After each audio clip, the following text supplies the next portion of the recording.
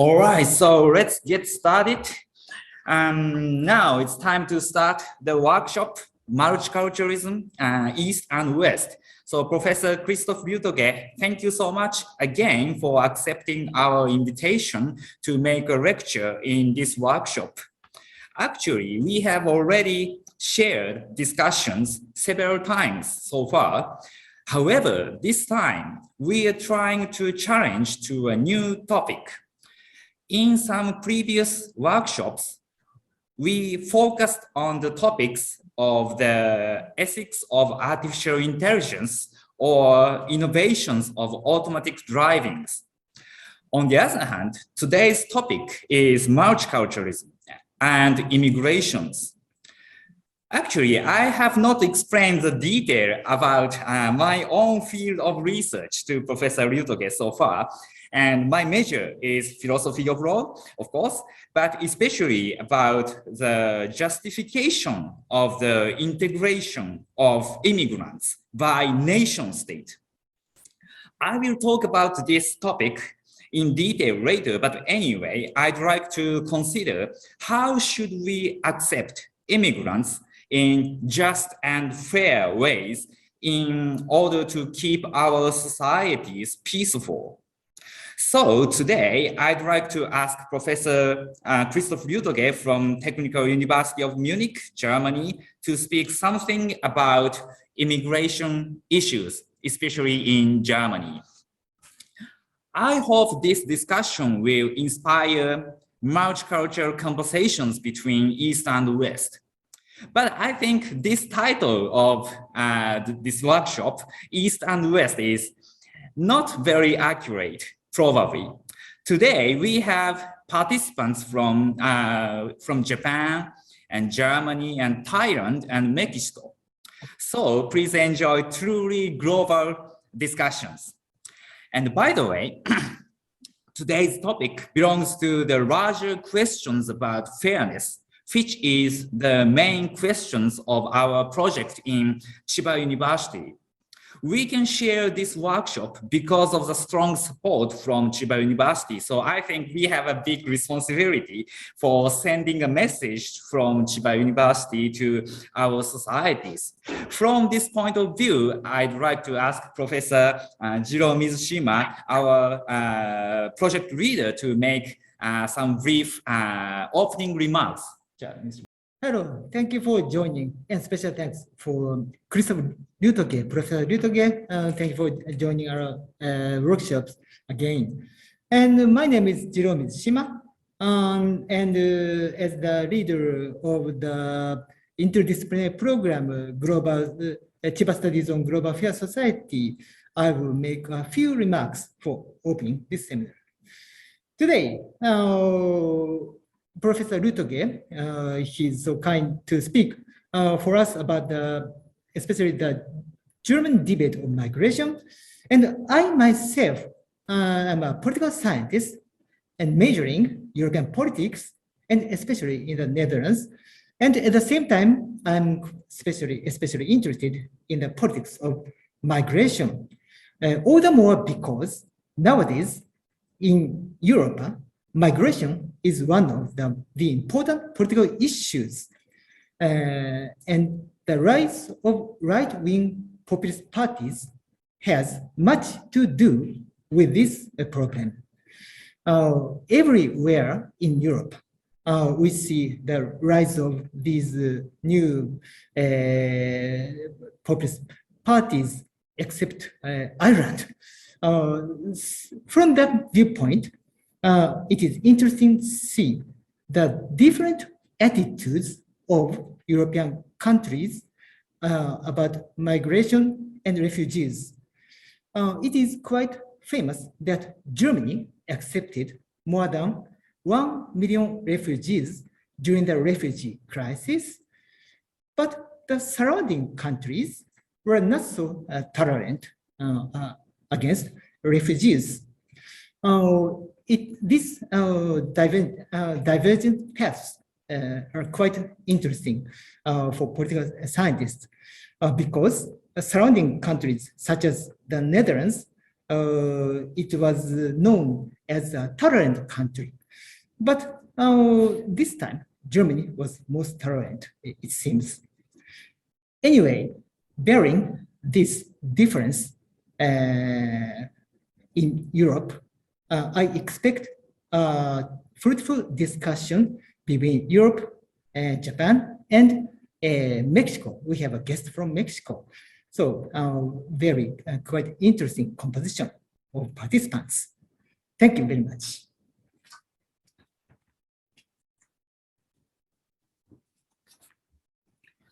Thank you very much, Professor Mizushima. Now I explain today's schedule briefly. At first, Professor Lütge makes his lecture, and after that, I will make my own presentation about the theory of liberal nationalism from the perspective of Japan, and make some comments and questions to Professor Lütge. And then I will open the discussion to all participants, and we will finish in about 2 hours. And now, Christoph, we met in the city of Bucharest, Romania, a few weeks ago. But at that time, I think both of us were too busy to share a lot of discussions at that time. But today we have 2 hours, and I'd like to enjoy having discussion. So please go ahead.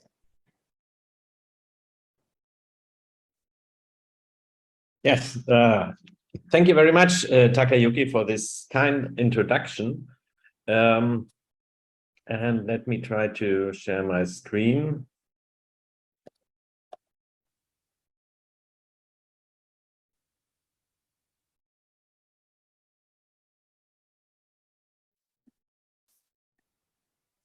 So, can you see my presentation?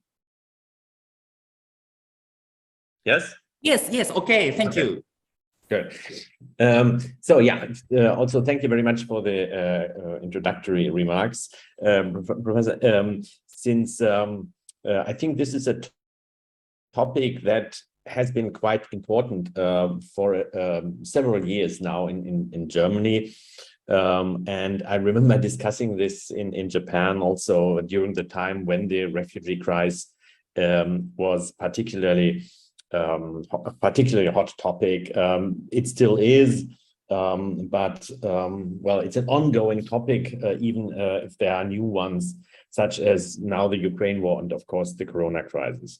So I'm going to talk about the German migration crisis of 2015 and 16 in particular, and especially also from an ethical point of view, and about the different ethical viewpoints and what differences they might make in evaluating this crisis. And then we can see how we can put that into fruitful context with Germany and Japan.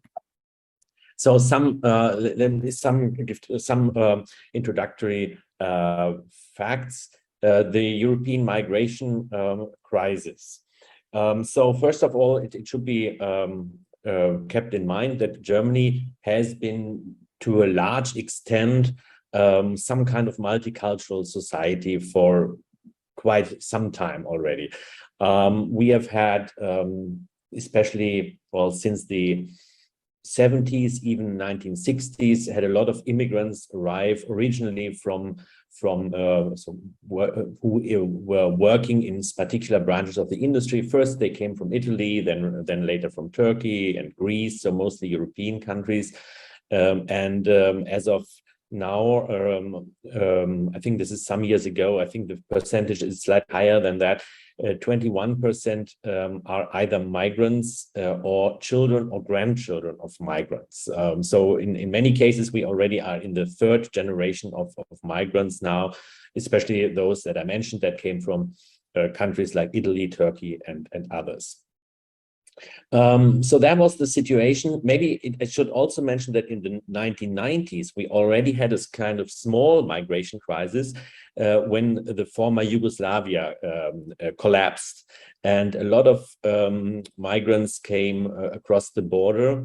from Croatia, from Bosnia especially, and at that time the then government decided also to change slightly the laws about asylum, and actually more or less stopped this wave of refugees. So that was the former crisis, but in 2015, as you all know, something else happened. The Syrian military conflict that escalated more and more, increased the pressure on the EU borders. So not just Germany, of course. Of course, we don't have a direct border with Turkey, where many of the Syrian immigrants or migrants came, but they were gathering in camps along the EU borders, especially in Turkey, and came across the Mediterranean Sea to some extent, and tried to get along the Balkan route into other countries, especially Germany. So most of them wanted actually to go to Germany. The idea was to distribute them across the EU, the different EU countries, but this did not really work out. To some extent it did, but not very far. We can talk about details later on. So in September 2015, Chancellor Merkel decided to open the borders and let the migrants in. So in 2015 alone, around 890,000 asylum seekers came into Germany. The number increased then again. So mostly it is said, and according to some sources, this is around 1 million people that came to Germany. And I remember very well in Munich as well at the central station, a lot of them arrived and were initially greeted very nicely, let's say. This is the term Willkommenskultur. I will use it later on as well. But what we have seen since then is, well, several problems, and I'm summarizing these very globally. One is that there is an increasing hostility against migrants in general, I would say. Also, to some extent, against those who have been living in Germany already for a longer time. It is a bit hard to say now after, well, it's been 6 or 7 years ago already. It's a bit hard to say after a longer time what are the long-term consequences. But at that time, it was definitely a challenge I remember students. We have quite a few students in Technical University of Munich with migration backgrounds, and they were often more than before stopped, for example, by the police and asked to show their papers, which I also found quite unusual, and just by their appearance. But not also more serious things that happened. Then we certainly have seen a number of terrorist attacks after the migration wave. The most famous one in Germany probably was the Berlin Weihnachtsmarkt attack, but there were others after that. In particular in France, there is the more notorious one in Nice, which happened with I think around 100 people maybe getting killed, and others. And there is in general what a major problem is that there is an impression among ethnic Germans, let's say, that their needs are not recognized sufficiently by politicians. This is more the case, even more in the former Eastern Germany, but also in the West. So those who feel underprivileged and are not earning as much, they feel that a lot of money and funds goes to those migrants who are coming here, and they feel left out. So kind of alienation of population. This is something to watch out. Okay, so these were some of the opening facts, let's say. What we have in the German debate are two opposing positions, to put them simply. One is, the first position is to say, well, the right to asylum is a human right, and so each refugee should receive a fair treatment. And if possible, then of course we can argue what that means. If possible, all refugees should be granted asylum. This is the, as I already mentioned, the term Willkommenskultur, so kind of welcome culture. That was already at the start of the crisis invoked by Merkel in particular, but also others. Also tied to the point that Germany has still a moral debt due to World War II, and that there is this particular obligation towards human beings in need. Then there is a second position, which is opposite or opposed to it.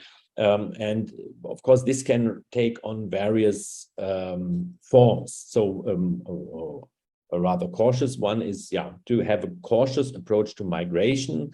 That's what actually many other critics of the migration policy said at the time. We should not let so many of them in at one time, but take a more gradual approach.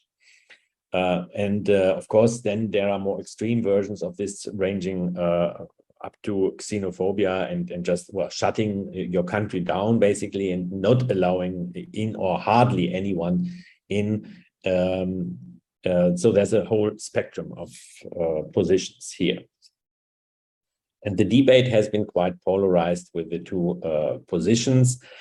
This is a very interesting thing to observe, which I would say also has had long-term consequences up to now, that the proponents of one position accuse the other position of being extremists, right-wing extremists, even Nazis, basically.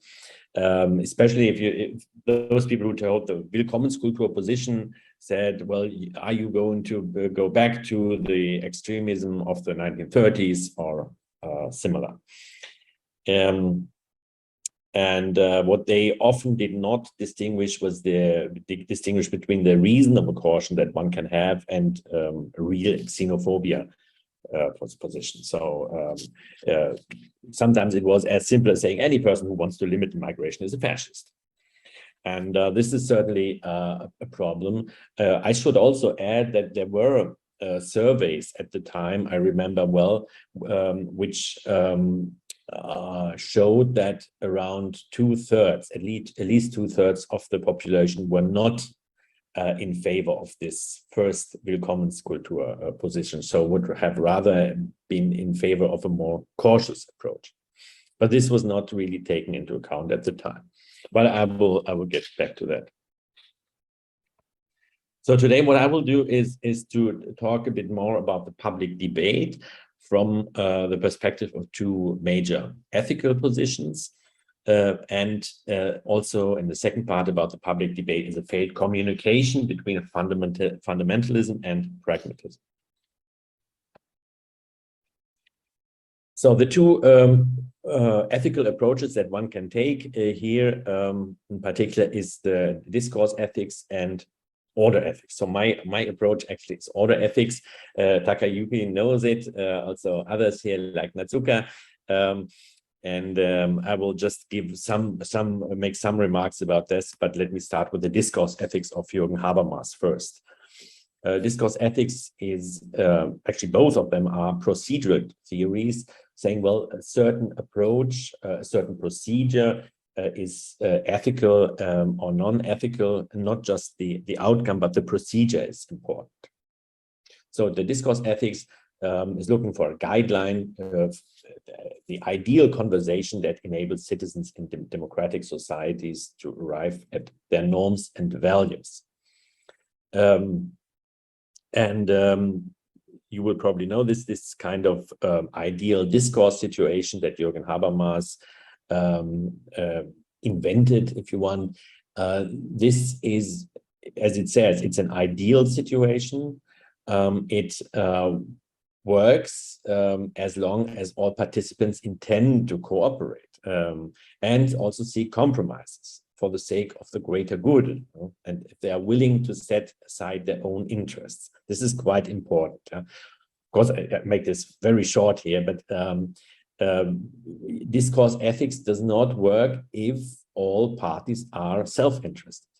That's actually what Habermas openly admits. So, but this is what I call in my work a moral surplus, but that's not important. The point is that there must be a willingness of the citizens to disregard personal incentives. And of course, this is rather hard to guarantee, I would say. That's why the theory builds on a quite insecure foundation, I would say. There are certain positions of this in business ethics, but I think this is not very important here for us. It would also require corporations to neglect actually their own interests in at least in certain situations, and it would also require from a country, in that case Germany, to disregard the interests of their own citizens in order to assist refugees. Again, this is an ideal situation, and I mean any philosophical theory requires some kind of ideal concepts or models, but the question is, what does it mean if you want to implement them? So if there are substantial obstacles to implementation, like self-interest, then you have a problem. So the discourse ethics position leads actually at some point to a situation where you cannot even debate the position of the counterpart. It can only be rejected because you are saying, I have the moral legitimacy to insist that there is a human right for all refugees. So this is an absolutist or normative position. Those who were in Romania have heard the lecture by Axel Honneth, maybe, so Habermas' successor in Frankfurt. And this was quite similar. It was a normative or normativist position that he takes. So this is the way it has to be. And so reality has to follow, put very bluntly, actually. And I think this is a problem. I would even go as far as say this weakens democratic culture, because democratic culture should consist in different approaches and debate, even a hard debate between different approaches, pluralism, and that's kind of a problem if you take this strong normative discourse ethics approach.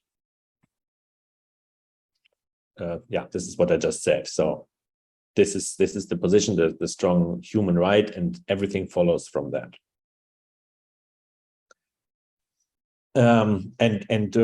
Just to mention one of the outcomes of which is, I think, the most serious one after which is not going back anymore. So even if we have if we had integrated all those migrants now, which I think has worked better than many people thought. Now, after 6 or 7 years, it's safe to say that it was not so bad as some people thought. But anyway, what we have is now a right-wing party, like the Alternative for Germany, AfD, which we never had before in the after 1945 in the German parliament. And now they in 2014, actually this should be 13, in 13 they missed being elected into the Bundestag, but that was before the migration crisis. And after that, they kept being elected into all the parliaments, even the regional parliaments, or almost all of them. And there is this, as you know, the 5% threshold. So you have to have above 5% in 2017. So the election after the migration crisis, they reached more than 12%. And this went down during the Corona crisis for some time, but then it turned upward again, so they are still around 10%. And this is a problem, because then you have a completely different political situation, because no one wants to form a coalition with this party, and that weakens actually I would say not conservative, I would say the middle, the center middle right, yeah, the liberal conservative camp. This is certainly weakened by this situation, and it doesn't look like this is going to go away. Okay, this was the first position. Then back to my position, the order ethics position, which just some remarks about this. This is grounded in the social contract tradition of philosophy, and it goes back to people like Thomas Hobbes, where, of course, and also David Hume, and both rest their theory systematically on the self-interest of people in different ways. They both take different approaches, but yeah, but it is clear that there is we have to recognize with the fact that people are self-interested, that there are in certain conflict situations, and that they want to form a society for mutual benefit. In modern times, two famous thinkers here would be John Rawls and James Buchanan, who held this, for example, of course, the original position by John Rawls, which you will all know, so I don't have to introduce that, and Buchanan's public choice theory, which says that basically the social contract is a solution for the prisoner's dilemma situation. The prisoner's dilemma situations are, yeah, you find everywhere in society, in our economy, also in the migration crisis. So I will not model this now, but it should be more or less clear. We can discuss more later on. The point is that, and here maybe should I introduce the distinction between pre-modern and modern societies, because pre-modern societies, they played zero-sum games. There was no systematic economic growth in Europe, not until the early 19th century.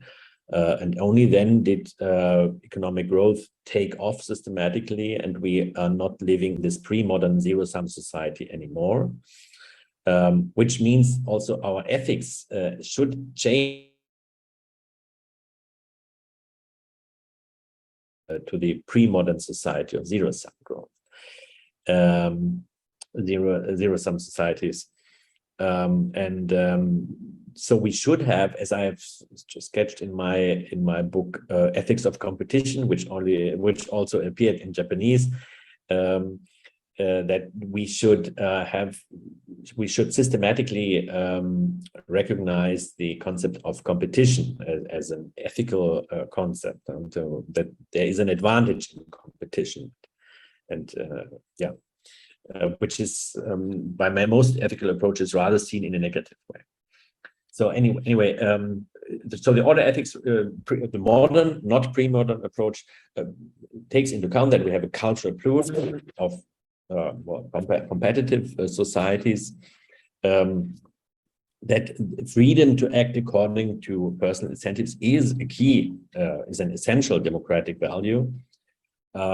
And that an ethics that would require citizens to disregard systematically their own interests, not just once for a short time, but systematically, this cannot really be implemented in these modern mass societies,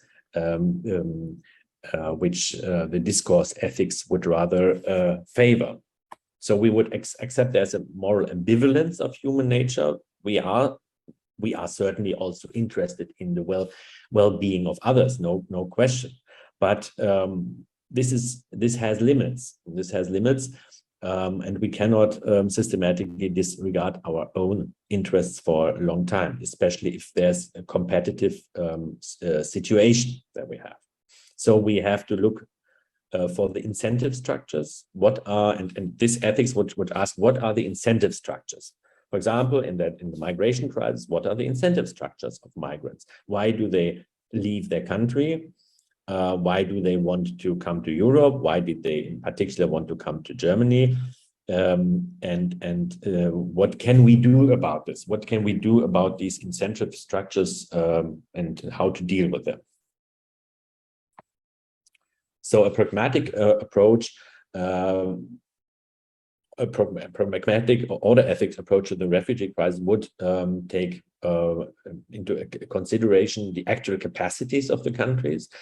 That's actually what the then German President Joachim Gauck said at the time. Our hearts are open, but our possibilities are finite. And I mean, this is quite simple. This is actually straightforward. And this is what the Swedish government already at a very early stage during the migration crisis already said. When they said, we are sorry, we cannot take any more of this. We have taken a lot, and in comparison to their size, to their population size, they have taken a huge number of refugees as well. But then they also said we cannot take any more.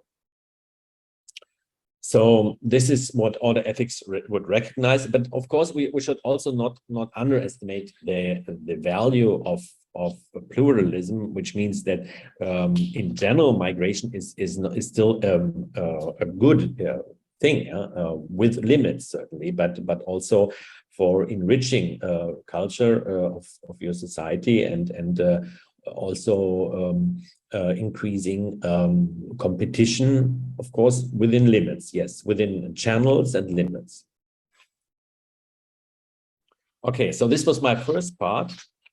And I'm going to the second part now about the public debate. And I think this is very important because it might also hold some lessons for other countries. And we have had this failed communication between a fundamentalist approach and a pragmatist approach, not just actually since the migration crisis, not just then, but also in the Corona crisis, for example, which is not our topic today, but there we have had quite similar debate. So the debate on the refugees can either be conducted as a struggle between different moral or rather maybe ethical positions, or as a pragmatic collective search for compromises, which takes the interest of all stakeholders into considerations. Which would be favored, but not by everyone. We have seen in the debate actually three main positions. We have seen, we have fundamentalism and pragmatism, and we have what I would call, or what has been called in the literature, moralistic fallacies of the political left wing and the naturalistic fallacy of the political right wing. And I think this is quite important to see. There are fallacies that have been committed on both ends of the political spectrum.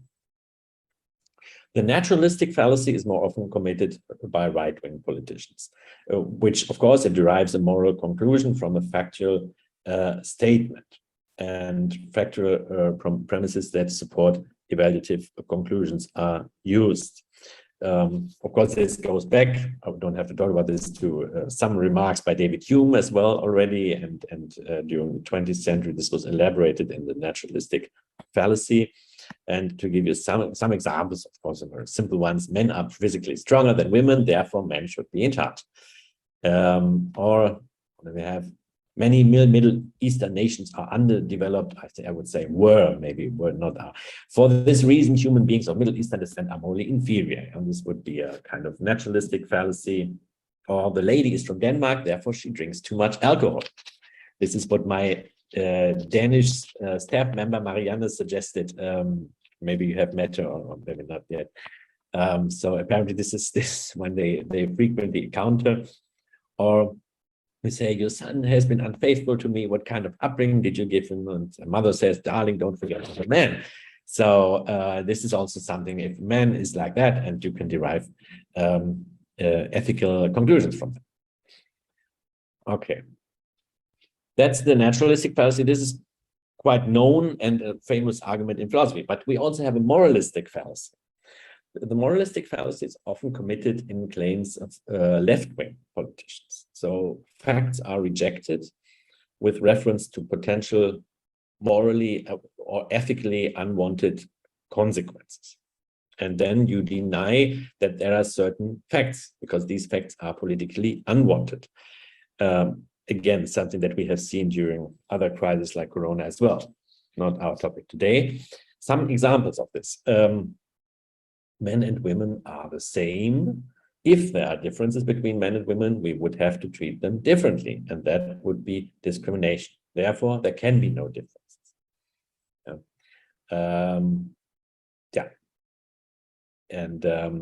So starting again from a moral basis and deriving facts from that. Or another example, the researcher is not objective. In fact, she's immoral because her research demonstrates that she, from the very beginning, was looking for a result that confirms her prejudices. That might be, but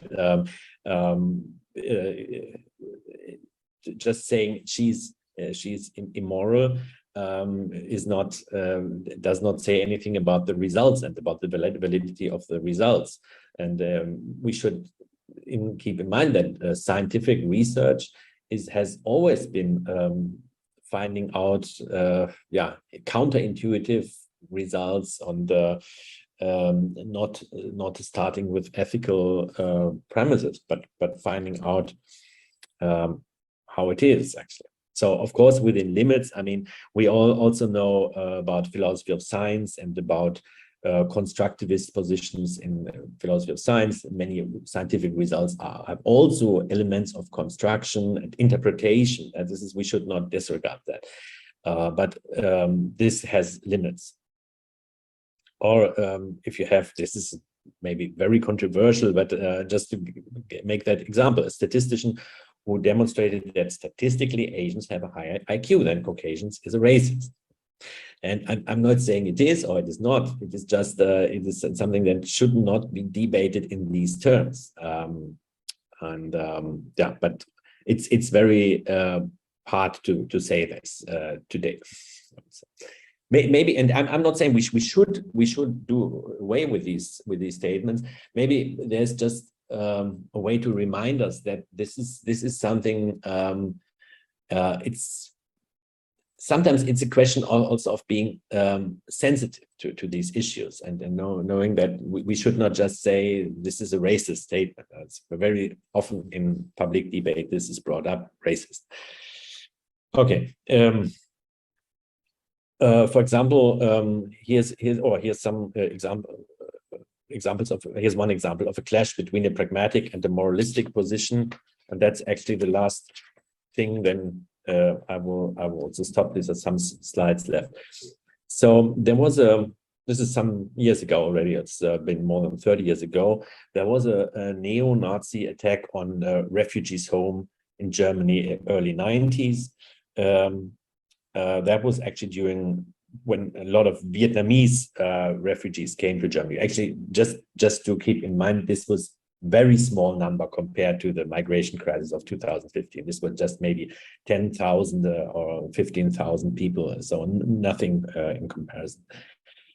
And there was a famous debate between Jürgen Trittin, who is a member of the Green Party, and Georg Kronawitter from the Social Democrats. And this is interesting just to see their arguments they used.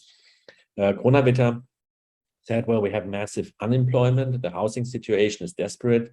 People are afraid and angry. They look for a scapegoat and pick the weakest in the population, the refugees.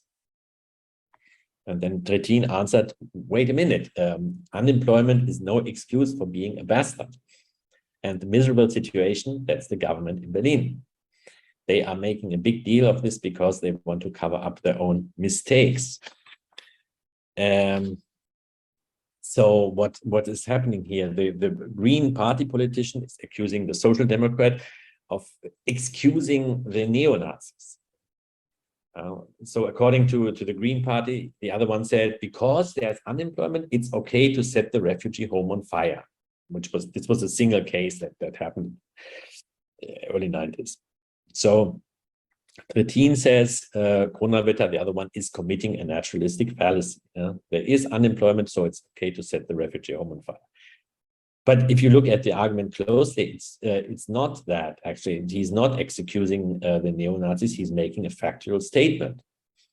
He's pragmatically stating there is a causal connection between high unemployment and political extremism. And I think this holds for all countries. So if there's if the economic situation is bad, if people, as we have seen in the newer migration crisis, it's in particular in regions where unemployment rate is high, then there is a tendency towards political extremism.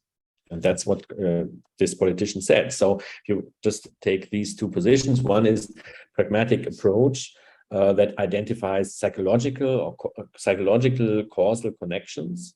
Frustration leads to aggression and to tensions in society. And on the other hand, you have a moralistic approach which evaluates the other as a moral justification of neo-Nazi violence. So this would be the kind of moralistic fallacy again. So the left-wing moralistic fallacy would say that is being committed here is that from ought you derive an is. So we are our brother's keeper, therefore Germany would benefit from opening its borders. And the naturalistic fallacy, on the other hand, would say, well, Germans have created a wealthy and safe society, therefore we are morally justified in closing our borders, which also is not, which is certainly a fallacy also. So a pragmatic approach would then debate pros and cons, and then take also an empirically informed approach, which is quite important to say what can we actually do in the democratic debate without resorting to fundamentalism, both either on left or right wing. And this was repeated in the Willkommenskultur of the crisis in 2015. They did not distinguish the pragmatic approach from right-wing fundamentalism. And the debate between the fundamentalist positions is actually incompatible with democratic recognition of the legitimacy of a counter position. And just for a conclusion, what can we say now? And I think more of this will certainly become clearer in our discussion. So first, we can give some recommendations based on our experiences in Germany. And that should promote a realistic, incentive-based migration policy. This is, I think, important, also one that's empirically informed, as said before. We have seen also during that crisis how other countries in Europe behaved. And for example, Austria at one point decided actually to close their route versus via the Balkan. And that put a firm stop actually to this flow of migrants. So this is also something we have to take into account. What can we actually do? What are the options? And there are other options which are not available. What is also important is to strengthen the collective ability to conduct a pragmatic discourse that is characterized by mutual respect. I think this is very important, and to some extent, I have to say this has been lost a bit since then in Germany. And finally, we should try to avoid fundamentalist arguments that deny the legitimacy of the opponent's position. I think this is not in our mutual interest, because the next time it will go in the other direction, and so we should see how we can keep the debate alive in a way that is as rational as possible. Thank you very much.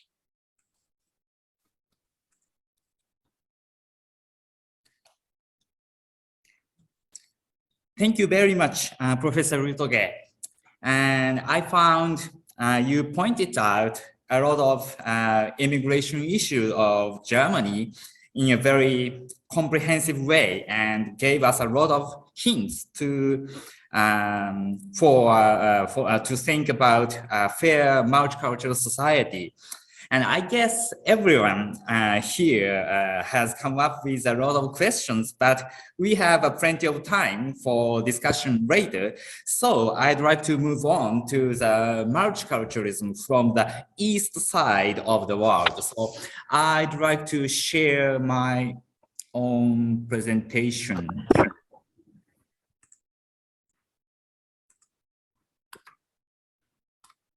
All right, do you see that? Okay.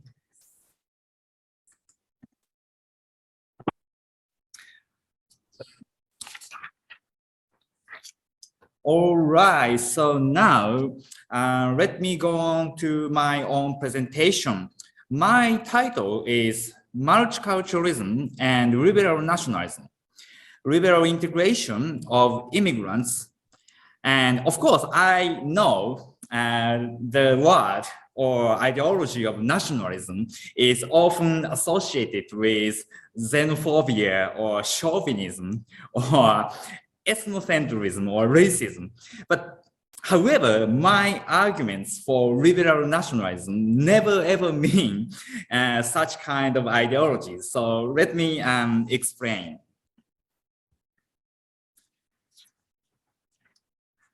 The nationalists are often supposed to be militant and aggressive to other nations. Unfortunately, this is true. A lot of xenophobic movements are brought about from nationalistic emotions. However, liberal nationalists claim that nationalism does not necessarily oppress personal freedom nor hurt individual welfare. My theory of liberal nationalism consists of the combination of egalitarian liberalism and integrationist nationalism.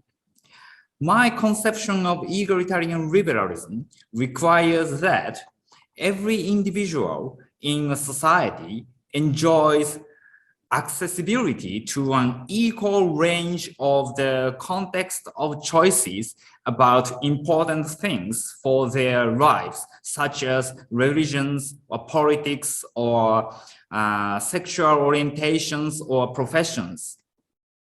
And ethnic minorities or sexual minorities or handicapped people should not be given a narrower context of choices only because they are minorities or handicapped.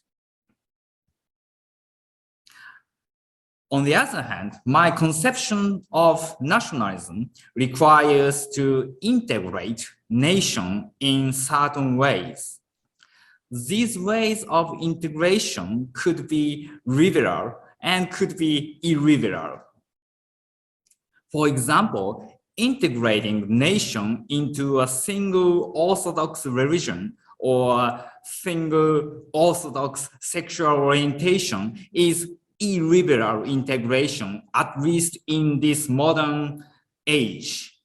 However, integrating nation into particular language or languages or social institutions, such as legal systems. And this plurality is very important. For example, Switzerland has 4 languages. So such kind of plurality is very important. And such kind of integration is liberal integration. And my theory of liberal nationalism insists that liberal integrations of nation can be very useful instruments of egalitarian liberalism, because our sense of unity can activate our motivations to help each other in order to achieve the ideals of egalitarian liberalism. governments must implement a lot of policies of welfare state. This requires taxpayers to help anonymous poor people in their own societies. It needs very strong source of motivating people. In a lot of pre-modern societies, religions took this responsibility. Those who share religious faith helped each other through their churches. In many modern societies, nationalism replaced that. Those who share national identity help each other through their governments. In this meaning, nationalism is modern secular religion. In order to maintain liberal and egalitarian societies, nations must be integrated, not be segmented. Such a theory of mine agrees social democrat nationalism of David Miller and liberal multiculturalism of Lütge, and it is opposite to the idea of meta-utopia of Robert Nozick and liberal archipelago of Chandran Kukasis. And I think I am in the position of the cautious approach to the migration in Professor Lütge's theory. However, a lot of objections might be made to such a theory of liberal nationalism. For example, it might be said that such responsibilities for the distributive justice through the institution of social security must be taken not only by nation state, but also by regional or supranational institutions such as EU, or local and subnational institutions such as prefectures in Japan and Land in Germany, or states in America, such kind of local government. This is right objection. I should not, and actually I do not ignore the importance of frameworks other than nation state. So they are also very important. The supranational institutions are still very difficult in East Asia, such as Japan and Korea or Taiwan or China. But I think in Europe, EU, the framework of EU has a long history, and I think it succeeded partly, at least partly. And however, it is the case that many nation states still have strong power to implement a lot of policy of social security still now. And in my opinion, if we have a strong or useful institution or instruments, we should use it. And the nation states are often no less stronger than other frameworks still now, at least in Japan. Actually, I'm not sure in Europe, but actually in Far East Asian countries, nation states, the framework of nation states are still very, very strong. Now, what would liberal nationalists say about the immigration issues? In the first place, why people move beyond national borders? One big reason must be the reunion of family members. And another reason might be to get a chance for a better life, for example, about the educational or professional career. And so it is the relatively long-term transfer. So actually, I don't mean the short-time movement, such as the leisure trip or attending the academic conference, such as IBR or such small, short trip is excluded from this story.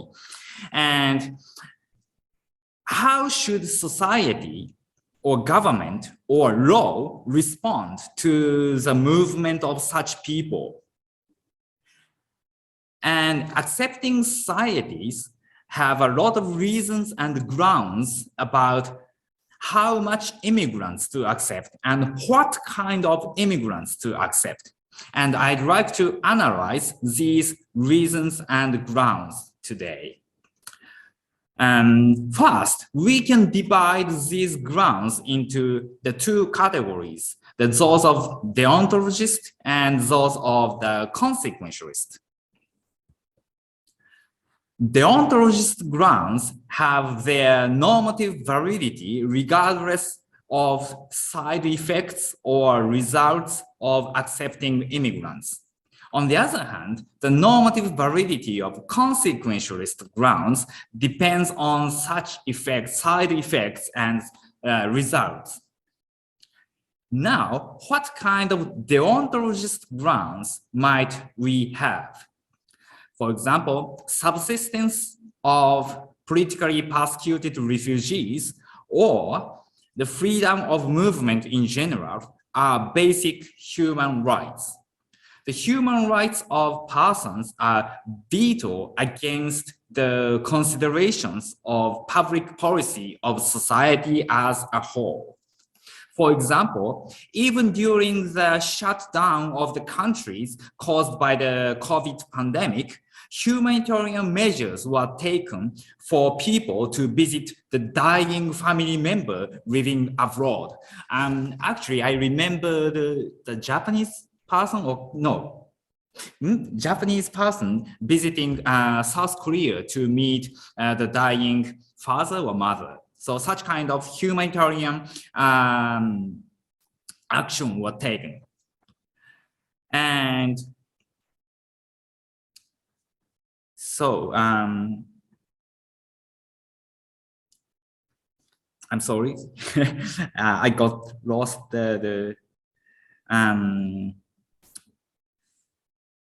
all right, thank you. On the other hand, what kind of consequentialist ground do we have? As reasons to reject immigrants, we might have the argument of security and order. We may reject those who have the intention of terrorism or other crimes, and we may put the limit of number of immigration during pandemic, which we actually have now in Japan. And we also have the consequentialist ground to accept immigrants. We may invite those who have the skills which the society needs. For example, Japan now needs nurses or care workers or farmers or factory workers and so on. And how about in Germany? Actually, I'm not sure. But this is a consideration of national interests. However, consequentialism is neither necessarily nationalist nor realist. It can pursue purposes such as making all worlds richer or making all worlds fairer. For example, we might have the problem of brain drain. Because of the free international movements, middle class people, the social class people in the developing countries leave their countries. If such kind of movement makes such countries even poorer, it may be against the requirements of global distributive justice. But if it makes all the world richer, we may have the more budget to help those who are left in such a poorer developing countries. Anyway, we have many kinds of reasons and grounds to accept and reject immigrants. And here is one important point I should remark. Neither of consequentialism nor deontology has absolute normative superiority over the other. We cannot say either of them is always right or always stronger than the other. All we can say is that extreme theory is always inappropriate. Probably it means a kind of pragmatism, or anyway, and both of extreme consequentialism and extreme deontology should not be our options. A better and realistic strategy is searching for a good balance of them. Prudential answer lies somewhere in the continuum between extreme consequentialism and extreme deontology. But where is this somewhere? It is the matter of phronesis or empirical studies. We cannot point out the precise location of any appropriate answers in advance, a priori. The answer is always generated from the practices or empirical studies of the balancing many different kinds of interests and reasons that people actually have. So the casuistry or case-based judgments tells us the prudential answers which a priori or transcendental theory never do.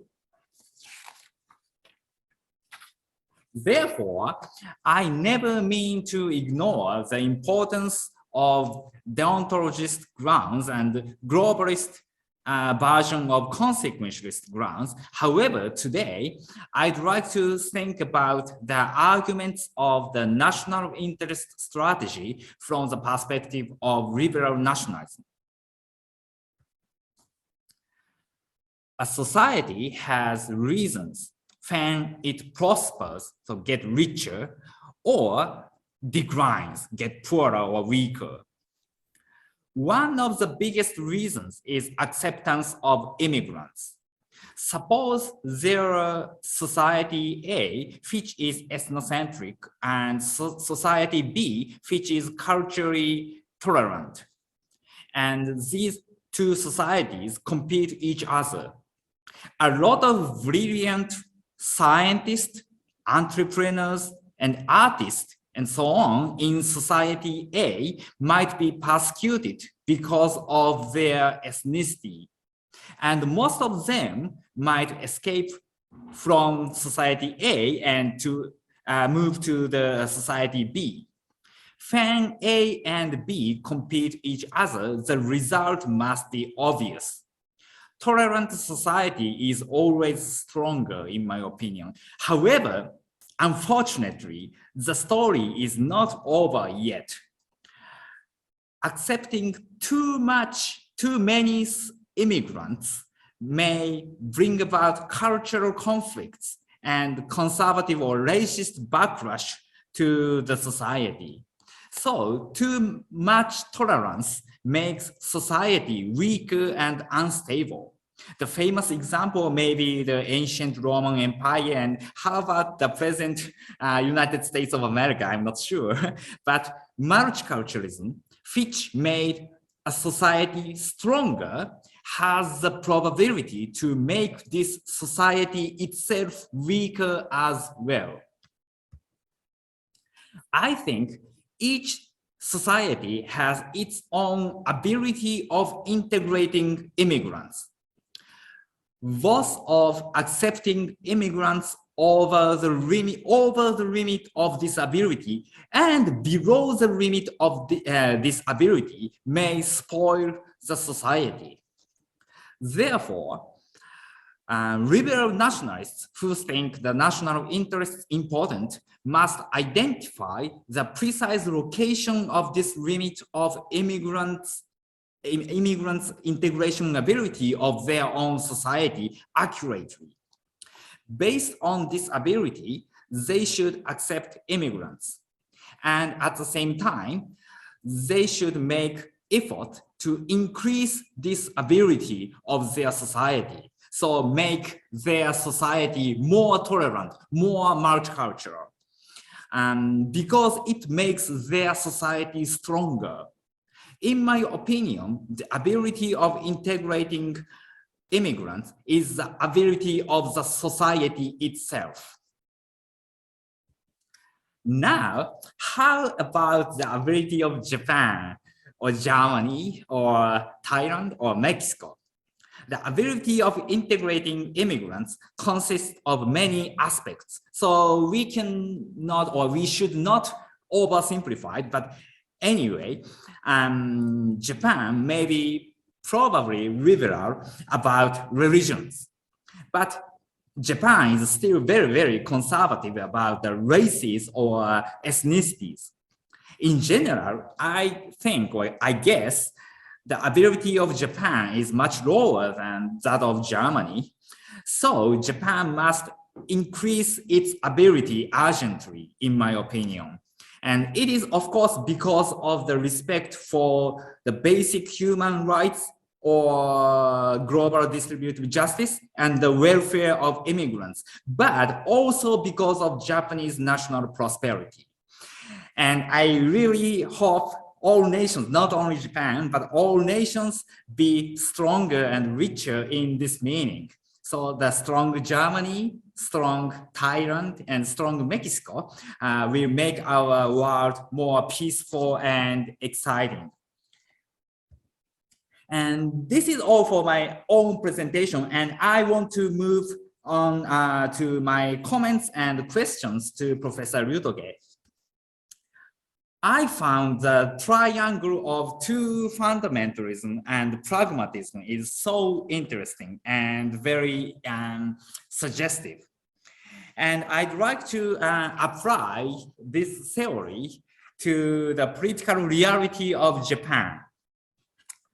Recently, I found an interesting article in newspaper of condolence for Prime Minister Shinzo Abe, according to which he, Mr. Abe, succeeded, or the Conservative Party of Japan, the LDP, succeeded to get a lot of support and continue the longest administration in Japanese constitutional history because of his swinging between the right-wing fundamentalism and pragmatism. He was Mr. Abe was very good at taking balance between them, between the right-wing ideology and pragmatism. And Japan is basically very conservative society, in my opinion, but the right-wing fundamentalists are still very small minority in Japan. Or any fundamentalism minority in Japan, in my opinion. So Japan is basically very flexible, but opportunist and having no principles, having no philosophy. And so the philosopher in Japan is very small minority, I think. But anyway, the conservatism in Japan consists of the lot of pragmatism and the small amount of right-wing ideology. On the other hand, how about left-wing in Japan? I know a lot of flexible and pragmatic or practical liberal or left-wing persons around myself. But at least as a whole society of Japan, quite a few people think left-wing is too much idealistic and too less flexible and even stubborn. This is very sad thing for Japanese society, in my opinion. I, as a person belonging to the conservative side, hope the liberal political power in Japan be more pragmatic. So probably Professor Kobayashi may have the different opinion from mine. So please say something against me if you have something to say. And my opinion is that the triangle of the Professor Lütge's theory, the triangle's line or connection between right-wing fundamentalism and pragmatism is strong and that between the left-wing fundamentalism and pragmatism is weak, at least in the contemporary Japanese society. And my question is that, if it is the case, is it the contingent phenomenon in contemporary Japanese society, or is the affinity or connection of the right-wing fundamentalism and pragmatism stronger than the affinity or connection between the left fundamentalism and pragmatism in nature?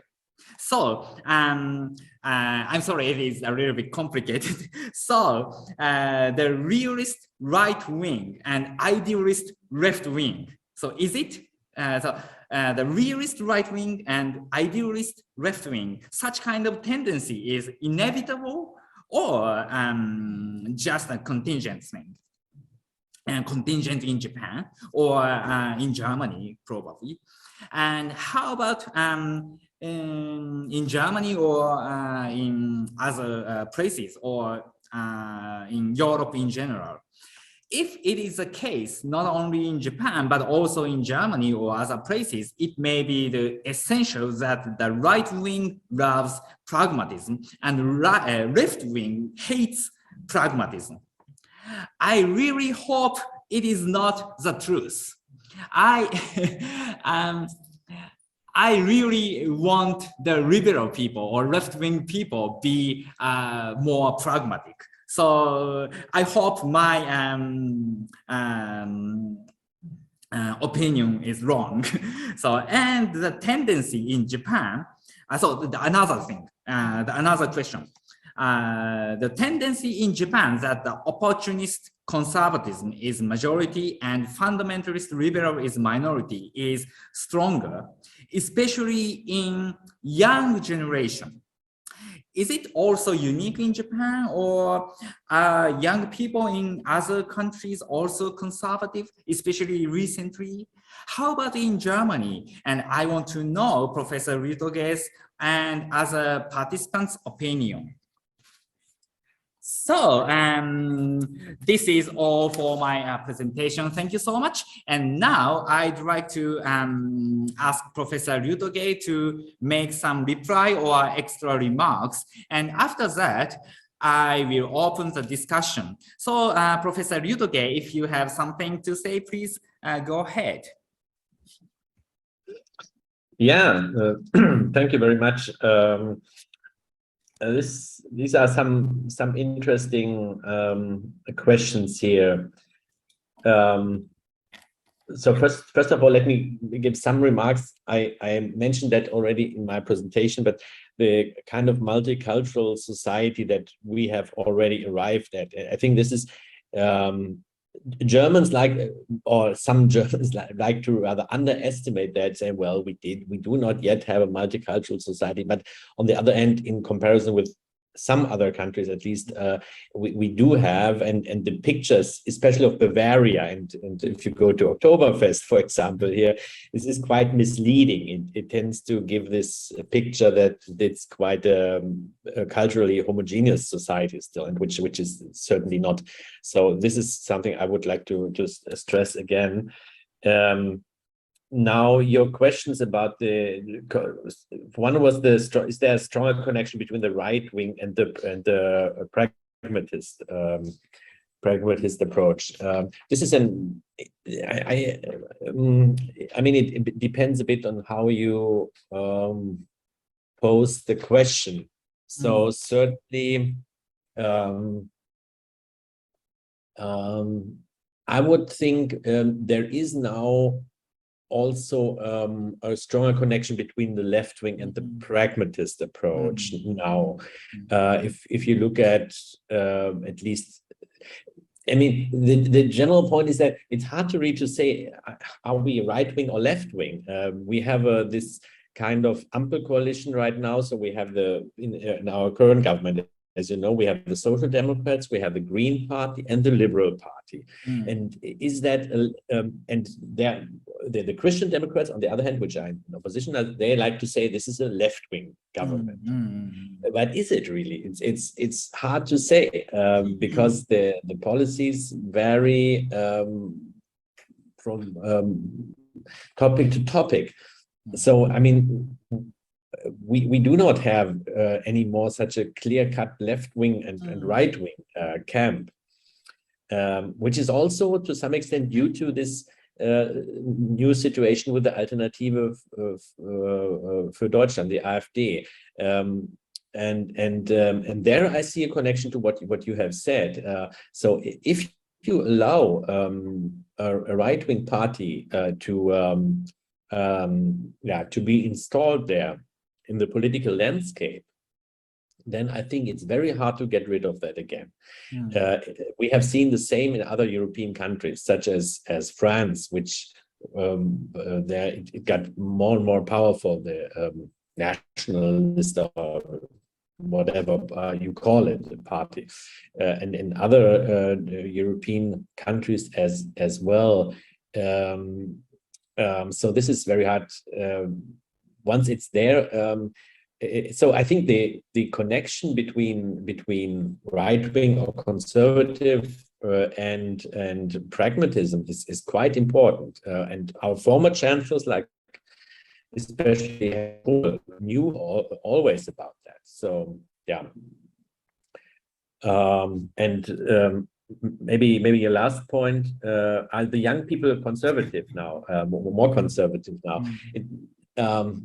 I wouldn't say conservative, but I mean, certainly there's a lot of pragmatism in the younger generation now than it used to be. I think that's very important to see. There's less left-wing idealism, I would say, and I think they're also looking more into other countries, also because they're looking more into social media. I think this is something we definitely see. So maybe not conservative, but definitely not as much left-wing idealism, let's say, as we had 30, 40 years ago. Thank you. Thank you very much. Yeah, yes, the first point, I think, yeah, we should make the definition of right-wing and left-wing clearer, I think.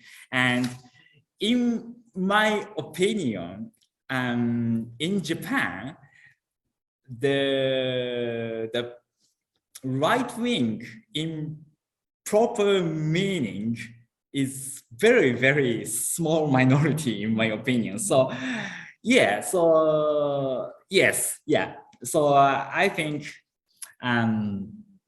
yes, right and left must be clearer. So yeah, thank you so much. And the second point, the young generation. So yes, yeah, you're right. I think the young people in Japan is, yeah, a lot of people say the young people in Japan is now very, very conservative, but it is not accurate, probably. They are very pragmatic in the right meaning, and not very, probably they are not so conservative, but they are very pragmatic. But as I said, in Japan, the pragmatism and the conservatism, or yes, conservatism is so closely related. So probably a lot of people are confused about this kind of thing. So the young people is probably not so conservative. Yeah, they are just pragmatic. Yes, yeah, yeah, that's very interesting point of view. Thank you very much.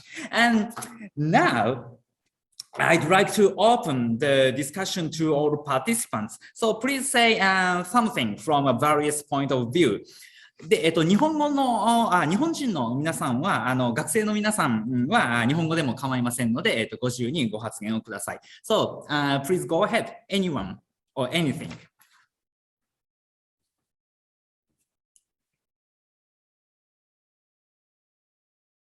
木山先生。Thank you very much for your presentation, Professor Lütge. I just would like to know what is the difference of maybe a pragmatic approach that you would like to embrace from Habermasian discourse ethics. I know that you have written this in your books or articles. I'm sorry, I haven't read. So for example, I remember that you emphasized the importance of mutual respect in dealing with the problem of multiculturalism. I personally agree with it, and I think in Europe, in the name of interculturalism, this kind of tendency appeared. For example, intercultural dialogue was philosophically first emphasized, and it was introduced as sometimes like a mini publics or sometimes as a kind of NGO movement, I know. So, and this latter movement was to some extent inspired by deliberative democracy movement from what I read. So what I would like to ask is what is the differences of your pragmatic approach from Habermasian discourse ethics? I would like to just ask you to confirm this point. Thank you very much.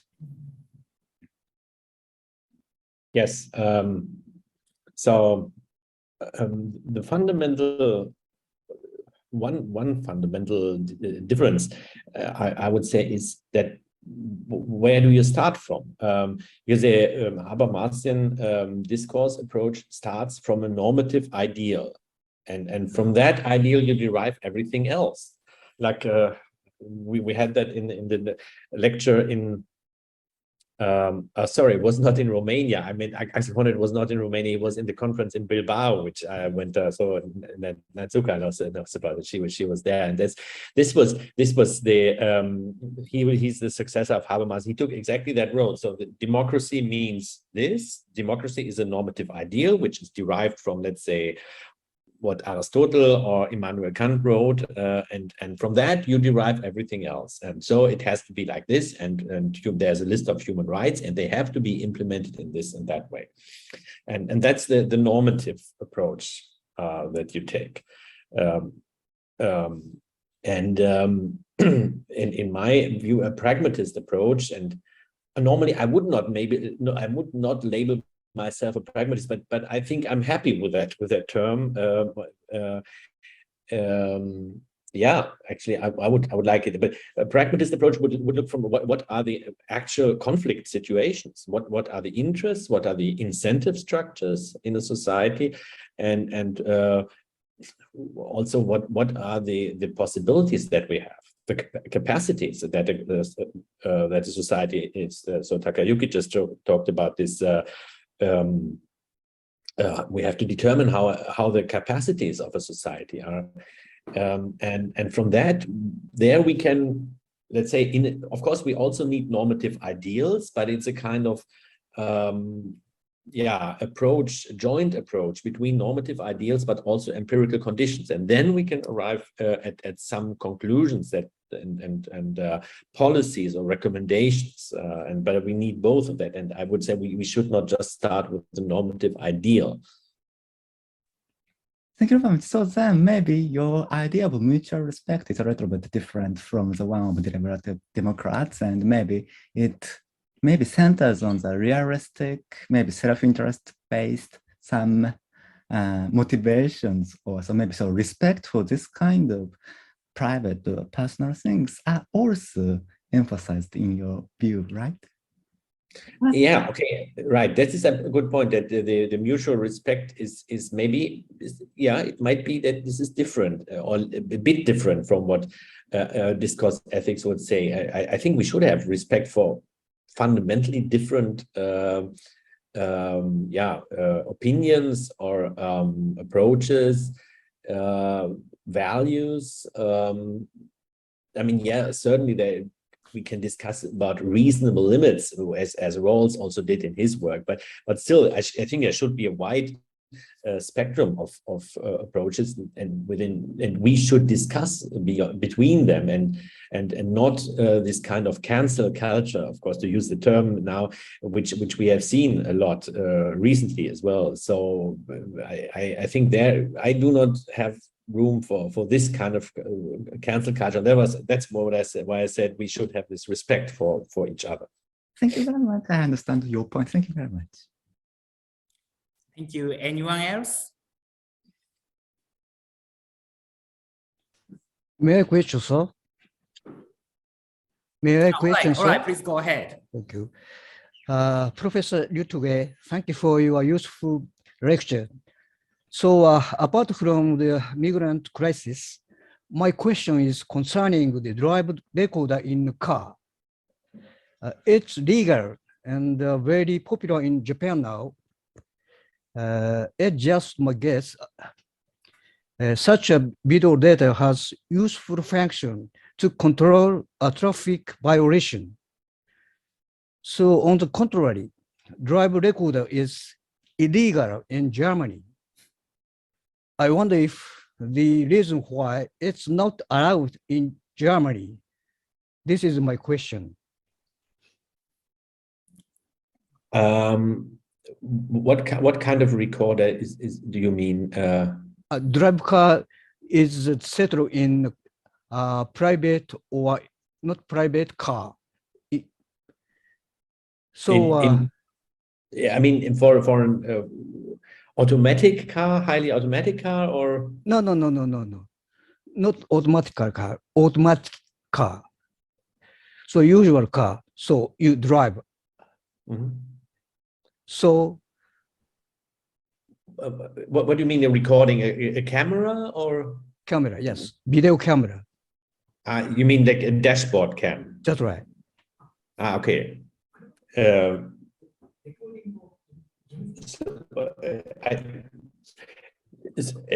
I understand you correctly, I support his question. So actually, a member of his family now lives in Germany, and actually he has been interested in the issue of the German administrative regulation about the driving camera on cars. So of course today's topic is about multiculturalism, but I think he knows very well about your research about the recent innovations.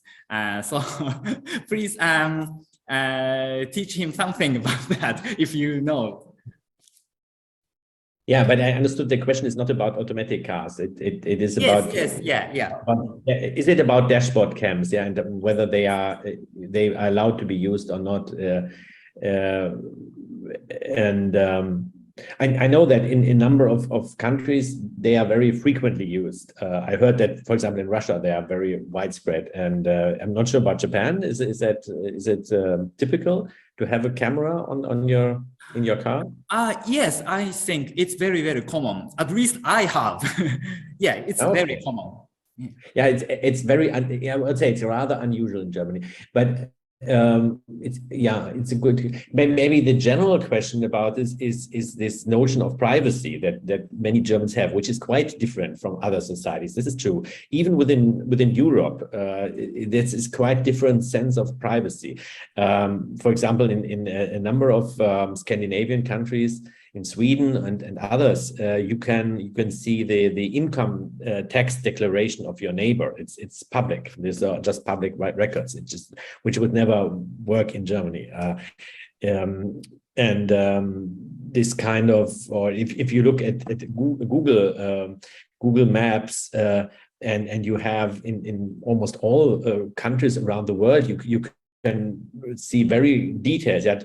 You can see everything, all towns digitally in very good resolution. But still, in Germany, it's in many places it's not possible because of these privacy considerations. Because people don't like it, and this is unusual. I think the dashboard cam is the same thing. I'm not sure if it's illegal directly. It might be, but I just. just people do not feel compelled to do it, or do not see their advantage. I mean, the monitoring of public areas is also I mean, it's in Munich. There's a little more than elsewhere, but there's no comparison to other cities, like, for example, even in Europe, London, or also Paris and others. Big cities, they have a lot of cameras in the public area, and still in Germany this is rather there are very few of them. So yeah, I think it's a good point that you made. The kind of privacy considerations are in Germany quite different. That has to be taken into account. Thank you for your explanation. I understand that the main reason is to guarantee an invasion of privacy. That's right. Yeah, I understand that. Thank you. Thank you. 小林先生どうぞ。ミュート外してください。Okay, Professor Lütge, thanks for your very interesting discussion today. So I will turn to your lecture today. And I understand that you somehow contrast a pragmatic and incentive-based position. So I would like to ask you, what do you think about Professor Kawase's position, especially his reference to phronesis, and that is prudence in Aristotle's ethics? Because I think what is the relation between your pragmatism and Aristotelian approach of phronesis or prudence?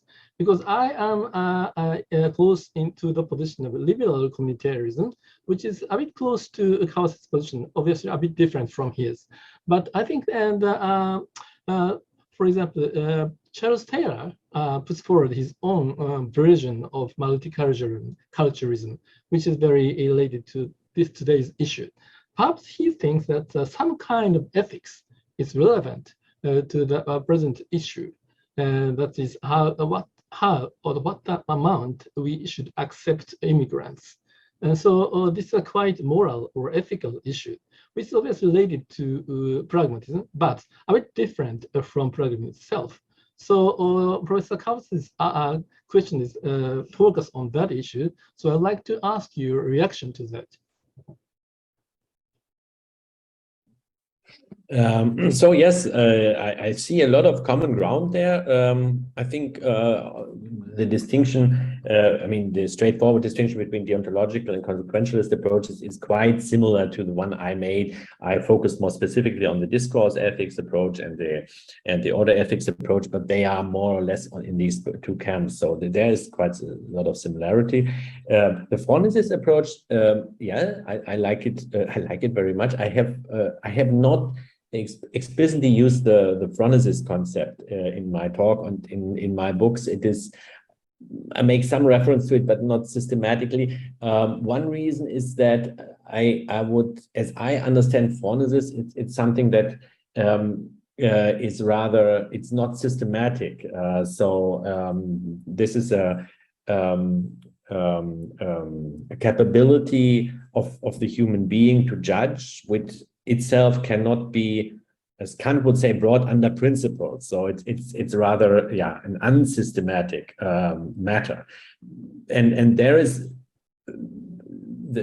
some similarity to the pragmatist approach that I use, but I will still say when it comes to deciding on immigrant quotas, for example, or on what is the capacity of a society, there we would certainly need some pragmatist approach.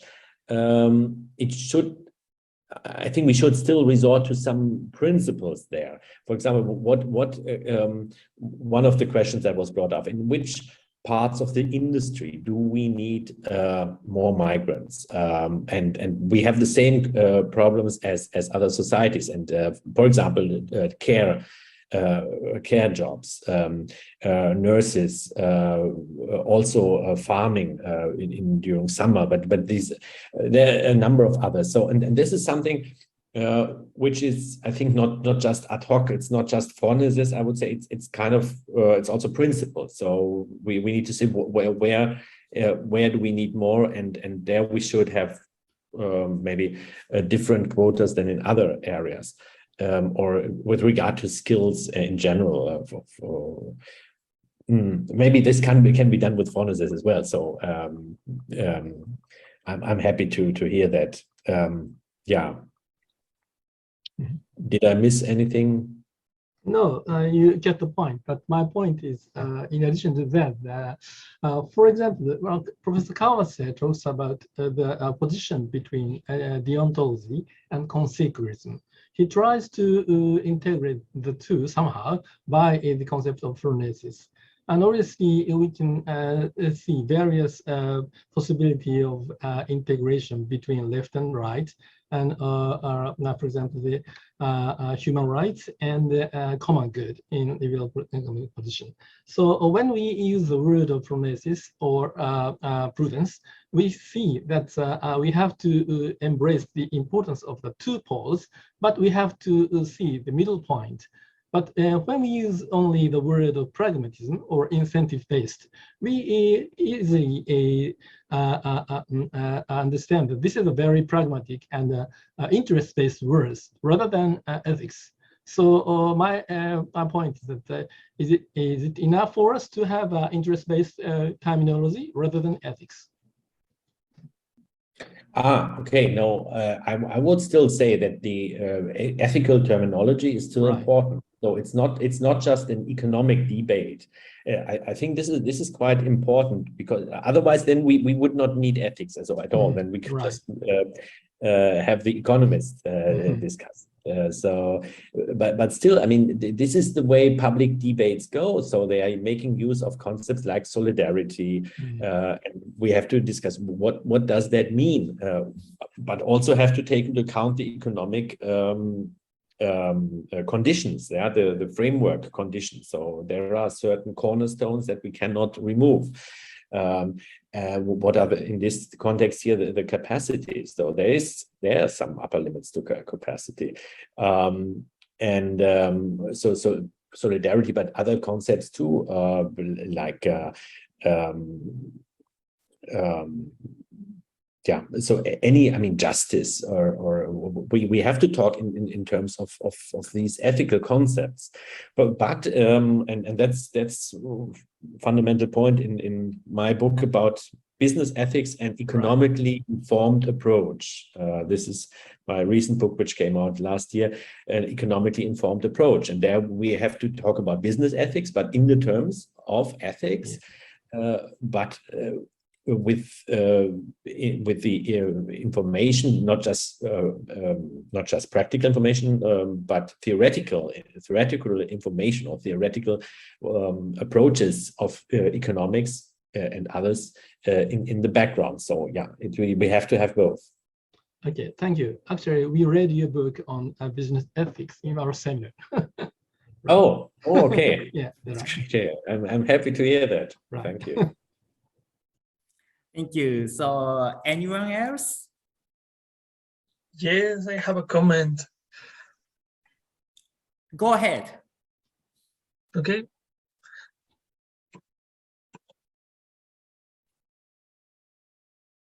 Sorry about the casual look, because it's 4:30 a.m. in here, but thank you very much, Dr. Lütge and Dr. Kawase, for your interesting presentations.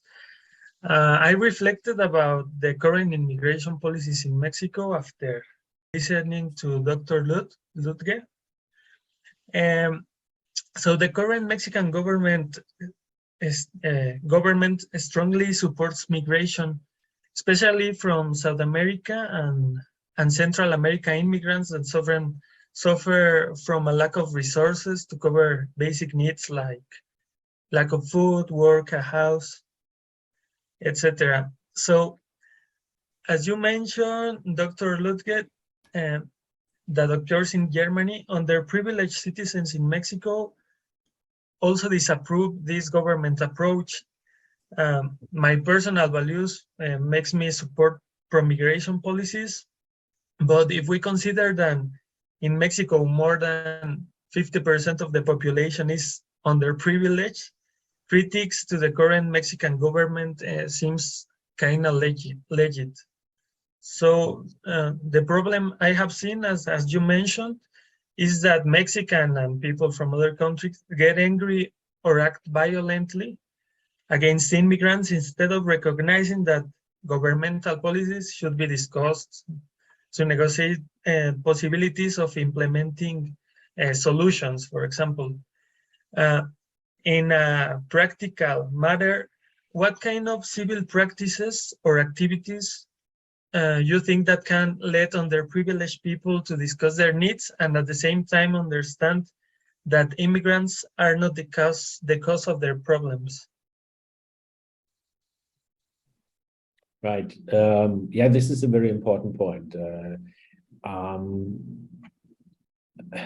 I think this problem has to be taken on different levels. So one is the higher political level maybe, but also in our academic debate, where it should be also taken into account more what is the value of immigrants for a society, for an economy, and I think this is something that is done often in, I would say, two abstract terms. Yeah, so you have certain concepts which for many people do not mean anything anymore. So it's just said, for example, we had in Germany, we had the Willkommenskultur I mentioned, but also enrichment, so Bereicherung in German of the society. But this was just a hollow concept for many people,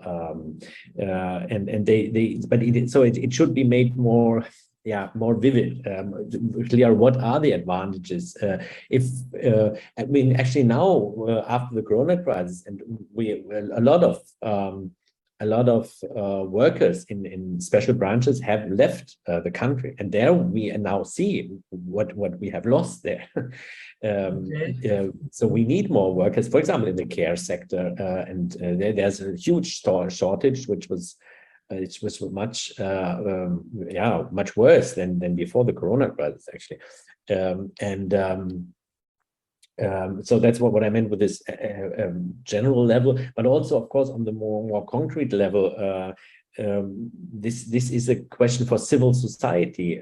So in the daily debates that we have with our friends, with our relatives, with the people that we know, I think this is something that has to be lived, if that's a good term. It has to be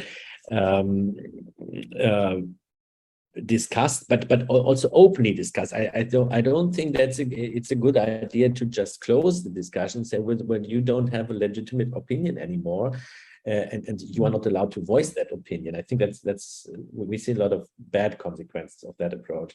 So yeah, I think it is certainly a rough start, but again, in Germany now, that after 6 or 7 years of the migration crisis, I would say it is not perfect situation now, but it also has not completely, it has not led to collapse in society. It's a bit hard to say after the Corona crisis, because that has overlaid a lot of the problems. So, but I think, if you allow civil society to work and allow the people to discuss, I think we'll get there eventually, hopefully. Thank you very much. All right, thank you. And anyone else?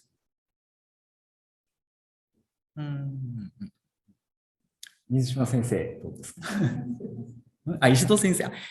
How about you, 石戸先生? Sure. Thank you very much. Okay. Thank you so much, Professor Kawase and Professor Lütge. I am speaking from Thailand. I'm a Japanese national, but I have my responsibility here in Bangkok, Thailand. And so my question is addressed to you, Professor Lütge. You keep taking questions. Thank you so much. And then, okay, just 1 minute PowerPoint sharing. And then my question on the third slide. So this one is about what is called a Rohingya issue. Do you see my slide? Yeah. Yes. Okay. Yes, So what is called Rohingya people? Did they come from Bangladesh?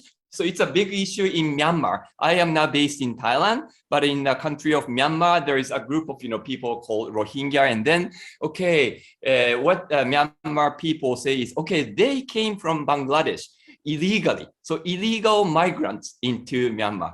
But based on Bangladesh government's standpoint, no. Rohingya people were originally in Myanmar. So please, Myanmar, take care of your people.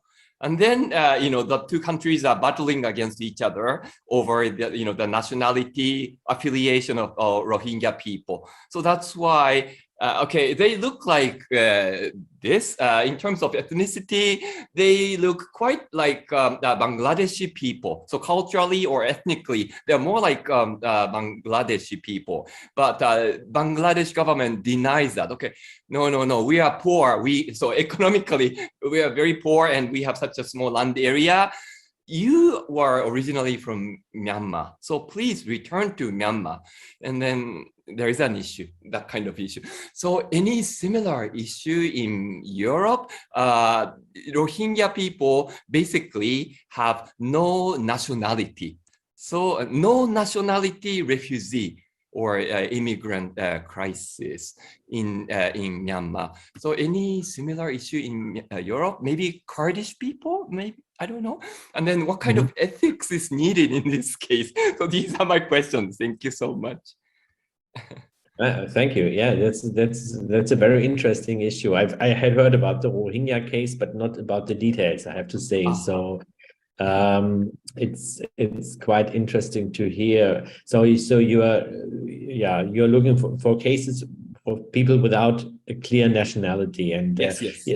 Kurdish people would be an example, since they do not have a country of their own, and mostly they're not the country that is not there, but it would mostly be in Turkey, but also to some extent some other areas of Iraq and even Iran, I think.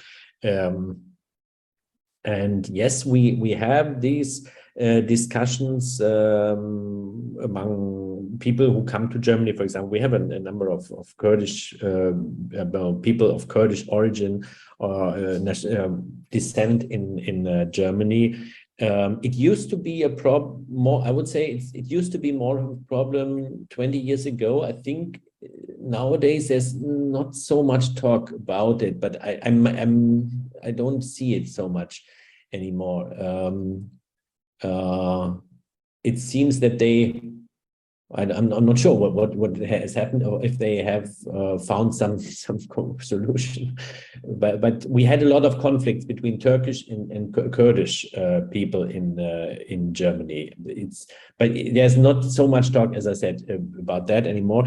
I mean, another, it's maybe not exactly the same situation, but the Palestine people. I mean, that's maybe similar.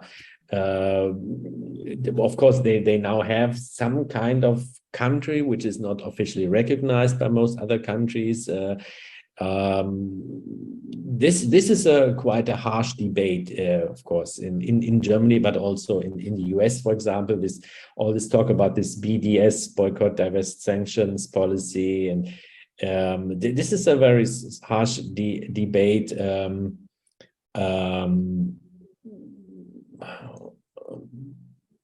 Other cases, I'm not aware of. I mean, we have other smaller problems, but just for historical interest, maybe since I've been just to Bilbao for this Business Ethics Congress, and this was in the Basque country. So Basque country, the Basque people is also, this is a very special language, which is absolutely unique in Europe, no connections to any other languages. And for a long time, for many decades, I remember well in the 80s and 90s still, there was a lot of terrorism from Basque because they wanted to have some kind of independence. But then they found some settlement of these issues. So they are an autonomous region with some autonomous rights. What is important is that their region got very well developed, actually, since the 80s and 90s. So economically, very well developed. It's a very strong industrial region now. I would say that, yeah, economic development is a very important factor for improving these situations or even resolving these issues, because then they recognize so you are asking what kind of ethics is needed. So yeah, certainly we should also discuss in ethical terms, but I think it's important to see that there's a win-win, so that both sides can win if they compromise and work together. But if it's a very poor situation, you have nothing to win, then often this leads to civil war or whatever. And but if there's a chance that we can say, well, we can really improve the situation of our people, and then we should work together. There's a problem in Palestine as well. There needs to be some economic development, otherwise they will continue to be poor, relatively poor in that area. Yeah. So yeah, I'm not sure if that's a good answer, but yeah. So both ethics and economics are needed. Yeah. Thank you very much, Professor Lütge. How about Roma people? We saw a lot in Romania. Do they have citizenship? The Roma people, Gypsy people. Yeah, I would assume they have now. I mean, these we have a number of them in Germany as well. As far as I know, they have citizenship. I think the original idea of them moving around countries and having no citizenship, I think this is it used to be like that many years ago, but I think it's not anymore the case. So for example, I know that we have official organizations of Roma, Sinti and Roma people in Germany and so on. So no, they are definitely official there, and I have not heard of many problems with them in recent years, I would say. Yeah. Thank you anyway. So, Thank you very much.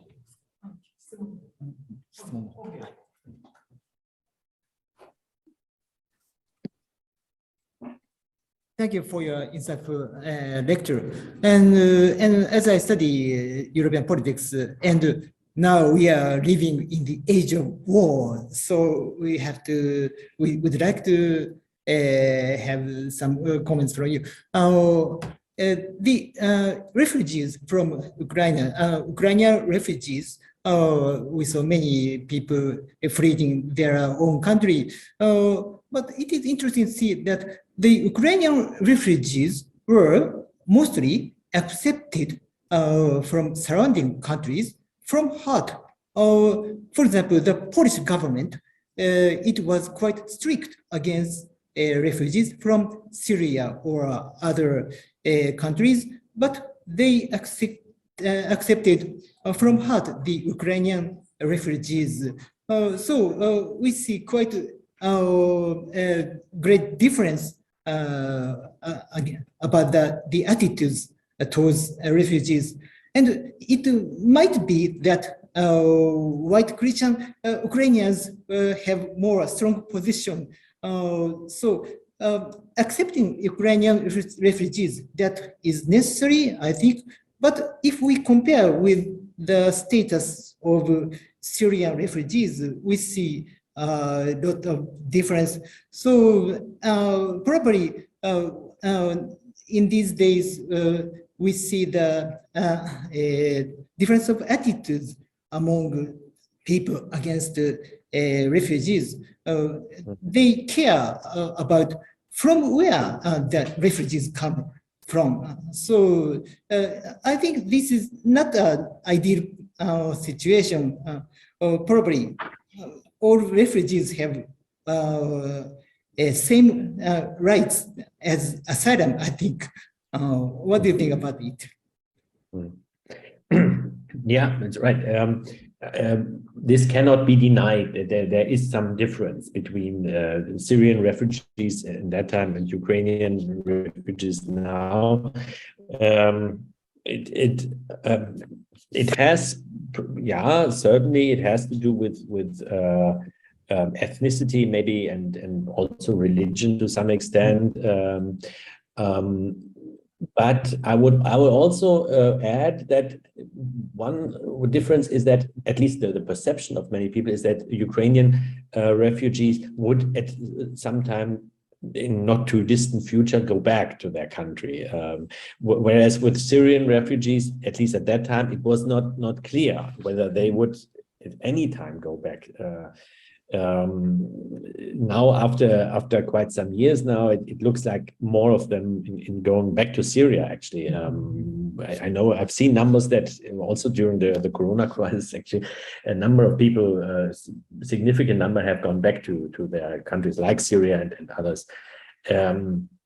Whereas so with Ukraine, and also there's a kind of factor that Ukraine was invaded by the outside and Syria is more like a civil war. This was also perceived differently. So I think there are a number of factors that make the difference. So ethnicity, I guess it's one that cannot be denied, yes, but there are also other politically influential factors. But it's right. We should, if we just take it from an ideal point of view and say, well, from an ideal point of view, everyone should be treated the same. Or if we were saying, well, from a realistic point of view, we also have to say it is. Well, first we can say what are the surrounding countries? What can surrounding countries do if we have a refugee crisis in Africa, which we have had also many times? It's not the first reaction to say they have to all go to Europe or to Japan or wherever, but it's rather surrounding countries. So I think that's at least something we should take into account when discussing solutions. Thank you very much.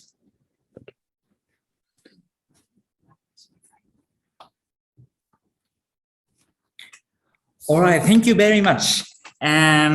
Unfortunately, the time to finish is approaching. So finally, I want to ask Professor Mizushima again to make a small, brief closing remark, shortly. Okay? So again, thanks again. Thank you very much, Professor Lütge and other participants from Thailand and Mexico, including. So we have truly global discussion. And as we discussed intensively, the problem of refugee and migrants is more acute than ever. And probably in a couple of years, we see the end of Corona pandemic. And after that, we are sure that more and more people move over the borders for a better life in other countries or as refugees. I'm not sure. Anyway, we are sure that we have much to do with the problem migrants. And in that situation, we have some principle about it, pragmatism or fundamentalism. Anyway, we have to continue our discussions further. Thank you for joining, and thank you, Professor Lütge. See you again next time. Thank you very much. It's been my pleasure. Thank you.